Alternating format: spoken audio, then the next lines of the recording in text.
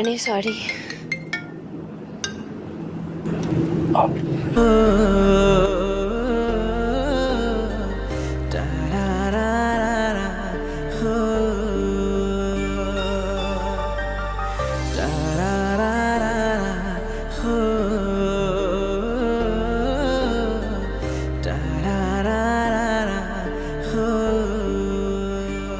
පොඩි children Park එකක් තිබුණා. ඉතින් ක්ලාස් එකදී අපි දවල්ට කන්න එතනට යන්න වෙනවා. දැන් ඒක තියනවද දන්නෙත් නෑ. එකමට ගිහින් බලමු.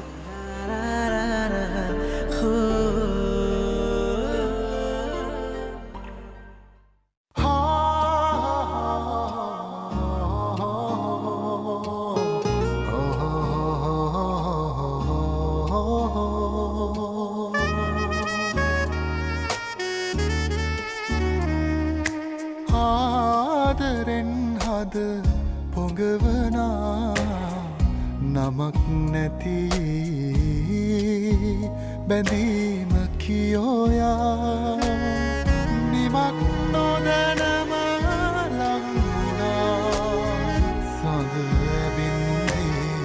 සඳ ඇබින්දී ඕයා ආදරෙන් හද පොගවනා නමක් නැති බැඳීම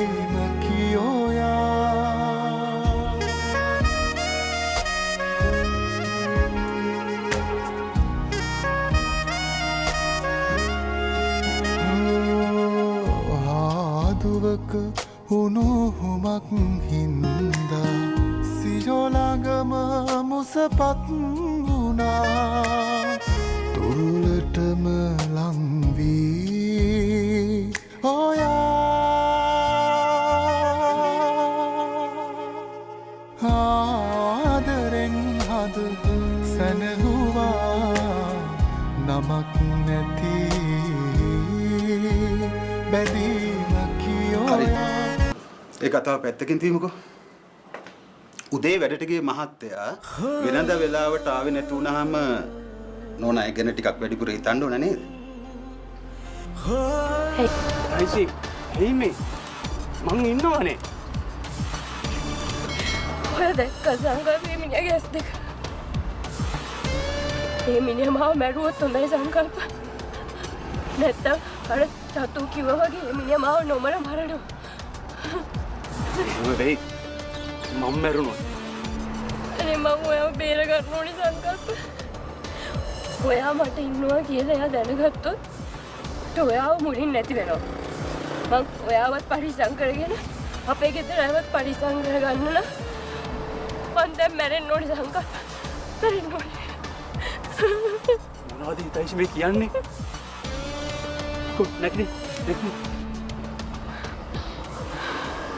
ඔයා ඌට ඔච්චර බය වෙන්න මං ගාව නැති මොනවද ඌ ගාව තියෙන්නේ? හරි ඌ ගාව සල්ලි ඇති. කුසි ගන්නන්න බල්ලෝ වගේ මිනිස්සුත් ඇති.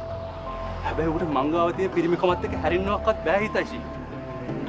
අපේ අම්මා කියනවා වගේ පිරිමිකම තියෙන පිරිමියෙක් පරද්දන්න ගෑනු වගේ පිරිමි 1000කට බෑ. ඔයා බය වෙන්න එපා.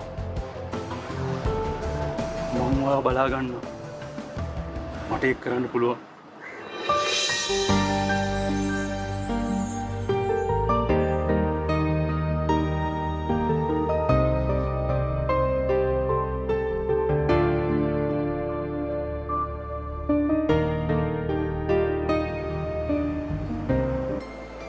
අපි දෙන්න මෙයා. මං ගිහින් චුට්ට දවසක් ගෙදර ඉඳලා මොකක් හරි රස්සාවක් හොයාගෙන හිමින් සීරුවේ ආයෙ කොළඹ එනවා සංකල්ප. ඔයා හදන ගෙදර ගිහින් ආයි මේ එන්න නැතුව ඉන්නද? එතකොට මං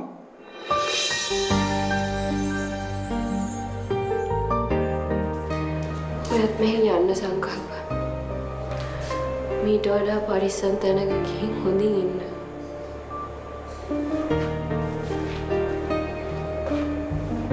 මේ වෙලාව ගෙදර යන එක ගෙදර මිනිස්සුත් කරදරේ දානවා වගේ වැඩක් වෙන්නේ නැද්ද? මං ගොඩ කාලයක් එහෙ ඉන්නේ නැහැ සංකල්ප. කොහේ හරි ඇත්තක රස්සාවක් හොයාගෙන මම ඉක්මනට යනවා. ඒක දැන් මේ තියෙන ප්‍රශ්නෙට උත්තරයක්ද? ඔව් මට එහෙම හිතෙනවා සංකල්ප. මේ කාලයට මාස 6කට කිට්ටු කාලයක්. මගේම සහෝදරයෙක් වගේ මං ඔයාව පරිස්සම් කරා හිතයිසි. අනේ ඔව් සංකල්ප. ඒක මට හිතා ගන්නත් බැරි අදා ගන්නත් බැරි දෙයක්. ඒක බොරුවක් නෙමෙයි නම් මට ඇත්ත කියන්න හිතයිසි.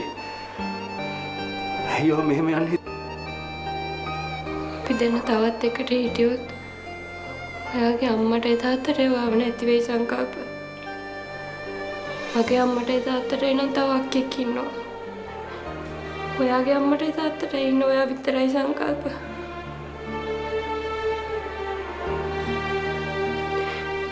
ගොඩ කාලෙකට නෙවෙයි සංකල්ප. අපි චුට්ට කාලෙකට හම්බ නොවීමු. මට පුළුවන් හැම වෙලේම මම ඔයාට කෝල් කරන්නම්. ඔයාට පුළුවන් හැම වෙලේම ඔයා මට කතා කරන්න. එහෙම දෙපැත්තට වෙලා හිටියා කියලා අපේ යාළුකම නැති වෙන්නේ නෑනේ. මේ වෙලාවේ චුට්ට කාලෙක නෙමෙයි. එක තප්පරයක්වත් මම වයින් අයින් වෙන්නේ නැහැ. ඔයා මෙහෙන් ගෙදර ගියොත් මාත් එහෙනවා. ඔයා වෙන කොහෙර ගියොත් එහෙත් එනවා. මගේ අම්මා වචන දිගේ පුතෙක් හැදුවේ නැහැ හිතයිසි. හැදුවේ එකයි. ඔය කිව්වොත් කරනවා. එහෙම කරන්න මං ඔයාගේ කවුද සංකල්ප?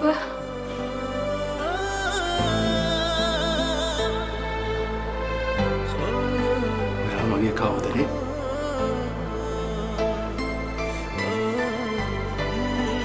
අපේ අම්මට අනුව නම් මං ඔයාගේ පුතාගේ තාත්තා. පුතාද දුව දන්නේ. හැබැයි කවදා හරි කොහොම හරි ඔයාගේ ළමයින්ගේ තාත්තා.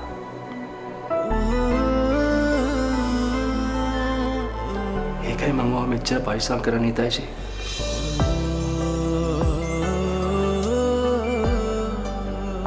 ඔයා කැමති වුණත් නැතුණත් මම ඒක කරනවා හිතයිසි. ඔයාගේ ඇස් දෙක දිගේ හැරෙන්න බැරි තරම් දුරක් මම ඇවිල්ලා ඉවරයි. ආයෙ මට හැරෙන්න ඕනේ නැහැ. මං හැරෙන්නෙත් නැහැ.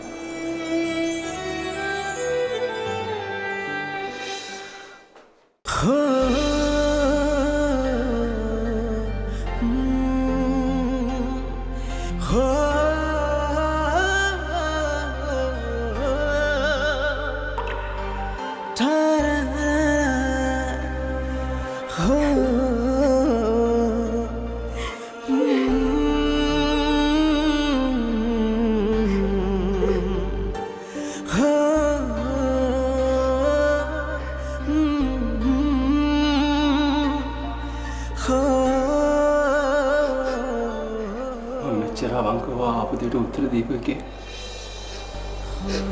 මට දැන් කියන්නේ මම ආයේ කවුද?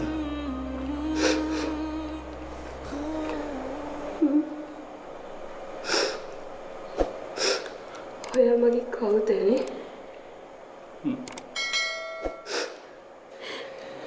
අපේ අම්මට අනුව නම් මගේ මිනිහා. මිනිහා? ඔව්. අපේ අම්මා කියන්නේ එහෙම තමයි. එයා දවසට එක වතාවක් හරි තාත්තට කියනවා අම්මපා මේ මිනිහා මගේ මිනිහා නොවුන නම් දන්නේ මං කරන දේ කියලා.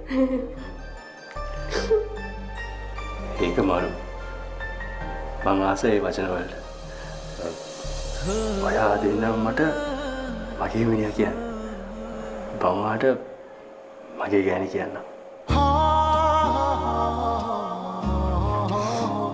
මගේ ගෑණි.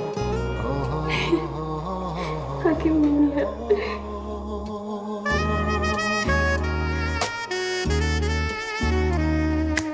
ආදරෙන් හද පොඟවනා නම